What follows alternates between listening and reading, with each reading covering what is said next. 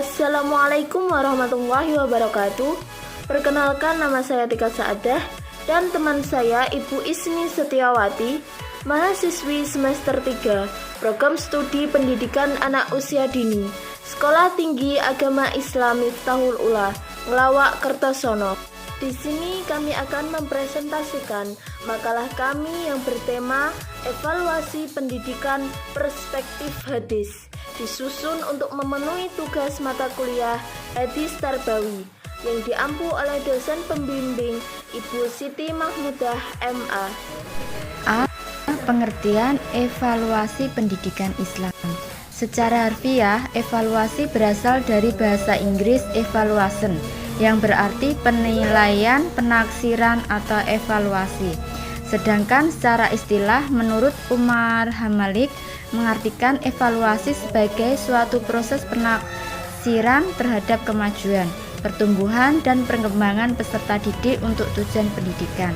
Sedang menurut Suharsimi Arikanto, evaluasi adalah kegiatan untuk mengumpulkan informasi tentang bekerjanya sesuatu, yang selanjutnya informasi tersebut digunakan untuk menentukan alternatif yang tepat dalam mengambil keputusan. Jika evaluasi dihubungkan dengan kata pendidikan, maka dapat diartikan sebagai proses membandingkan situasi yang ada dengan kriteria tertentu terhadap masalah-masalah yang berkaitan dengan pendidik. Tujuan dan fungsi evaluasi. 1. Tujuan evaluasi. Menurut M. Arifin, ada 3 tujuan dari sistem evaluasi Tuhan terhadap perbuatan manusia, yaitu 1. Untuk menguji daya kemampuan manusia beriman terhadap berbagai macam problema kehidupan yang dialaminya. 2. Untuk mengetahui sejauh mana hasil pendidikan wahyu yang telah diterapkan Rasulullah SAW terhadap umatnya. 3. Untuk menentukan klasifikasi atau tingkat-tingkatan hidup keislaman atau keimanan manusia sehingga diketahui manusia yang paling mulia di sisi Allah Subhanahu wa Ta'ala. 2. Fungsi evaluasi. Evaluasi berfungsi sebagai feedback atau umpan balik terhadap kegiatan pembelajaran. Ini berguna untuk hal-hal sebagai berikut. 1. Islah, yaitu perbaikan terhadap semua komponen pendidikan termasuk perbaikan perilaku, wawasan, dan kebiasaan peserta didik. 2. Tazkiyah, yaitu penyucian terhadap semua komponen pendidikan. 3. Tasdid, yaitu modernisasi semua kegiatan pendidikan baik untuk kepentingan internal maupun eksternal, perlu dirubah dan dicarikan yang lebih baik. 4. Al-Dakil, yaitu masukan sebagai laporan bagi orang tua peserta didik berupa rapot, ijazah, piagam, dan lain-lain. Baik, saya akan melanjutkan yang bagian C, yaitu prinsip-prinsip evaluasi.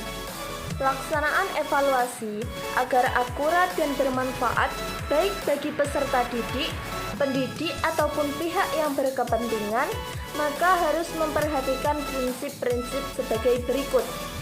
Yang A yaitu valid, yang B berorientasi kepada kompetensi, yang C berkelanjutan atau berkesinambungan, yakni kontinuitas, yang D menyeluruh, yakni komprehensif, yang E adil dan objektif, yang F bermakna, yang G terbuka, yang H ikhlas, yang I praktis, yang J dicatat dan akurat. Prinsip-prinsip tersebut sejalan dengan ajaran Islam, karena prinsip-prinsip tersebut dalam ajaran Islam terbentuk ke dalam akhlak yang mulia. Dalam akhlak yang mulia, seseorang harus bersifat objektif, jujur, mengatakan sesuatu sesuai dengan apa adanya. Orang yang menilai demikian dalam agama Islam dikenal dengan istilah sidik. Dalam Al-Quran dijelaskan sebagai berikut. Ya ayyuhalladzina amanu taqullaha wa kunu ma'as-shadiqin, yang artinya, hai orang-orang yang beriman, bertakwalah kepada Allah dan hendaklah kamu bersama orang-orang yang benar. Quran Surat At-Taubah ayat 119.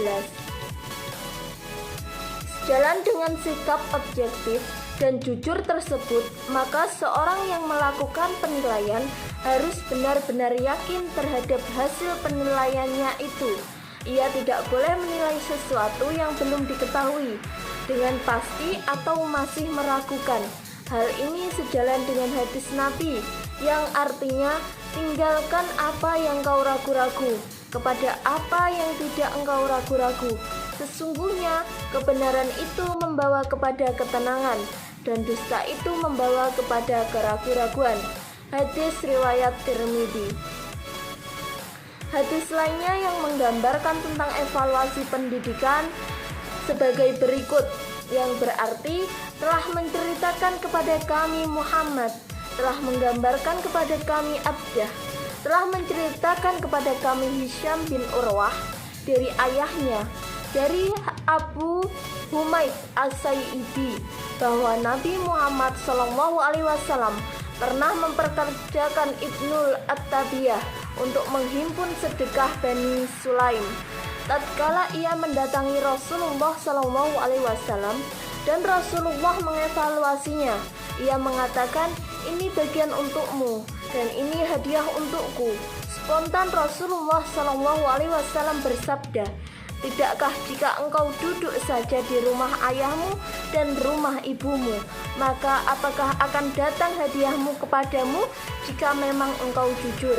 Kemudian Rasulullah SAW berdiri dan berpidato kepada manusia. Beliau memuja dan memuji Allah, kemudian mengatakan, "Amma ba'du, sesungguhnya saya mempekerjakan beberapa orang di antara kalian untuk urusan yang Allah menguasakannya kepada saya." Lantas salah seorang di antara kalian mengatakan, "Ini bagian untukmu dan ini hadiah untukku." Tidakkah jika dia duduk saja di rumah ayahnya dan ibunya, maka apakah akan datang hadiahnya kepadanya jika memang dia jujur?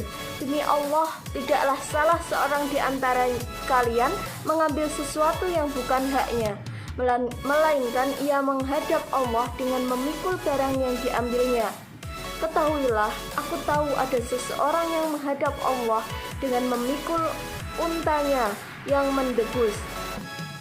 Ada yang memikul sapinya yang melenguh, ada yang memikul kambingnya yang mengembik. Kemudian beliau mengangkat kedua tangannya sehingga terlihat putih kedua ketiaknya. Hadis riwayat Bukhari nomor 6658. Dan selain hadis tersebut masih banyak hadis-hadis lain yang menjelaskan tentang evaluasi pendidikan. Dalam pelaksanaan pendidikan yang dilakukan Nabi kepada para sahabatnya, ketika dilihat dari cara penyampaian materi hadis kepada para sahabatnya adalah dengan cara yang sederhana dan praktis. Namun ketika dianalisis lebih lanjut bahwa praktek kependidikan yang dijalankan oleh Nabi sudah memuat beberapa aspek pendidikan, yaitu pendidik, anak didik, metode, sarana dan media, materi, bahkan sampai evaluasinya pun, karena Nabi sendiri merupakan evaluator pertama dan utama dalam menilai kemampuan, kecerdasan sahabat sampai kepada sikap, tingkah laku, dan tingkah sahabat. Sehingga ketika sahabat melanggar atau tidak mengerjakan perintah dari Nabi, maka Nabi akan mengingatkannya, atau sahabat tidak melakukan kewajiban dan aturan yang ada, maka Nabi sendiri pun yang akan mengingatkannya. Inilah uniknya evaluasi pendidikan yang dilakukan Nabi secara menyeluruh, baik itu di majelis taklim, masjid, musola, lapangan, sampai di jalan atau di masyarakat. Nabi selalu mengevaluasi semua kegiatan dan tindakan sahabat, karena sahabat yang perilakunya baik akan kelihatan dengan sendirinya, dan sahabat yang perilakunya buruk juga akan terlihat juga, karena Rasulullah di samping mengetahui aspek lahir juga dibantu Allah untuk mengetahui aspek batin, karena Allah menilai seorang bukan dari aspek lahir namun dari aspek batin. Demikian tadi presentasi yang dapat kami sampaikan. Semoga kita dapat mendapatkan manfaat dan barokahnya. Kurang lebihnya kami mohon maaf yang sebesar-besarnya. Syukran kasir. Wallahu muwaffiq ila aqwamit thoriq. Wassalamualaikum warahmatullahi wabarakatuh.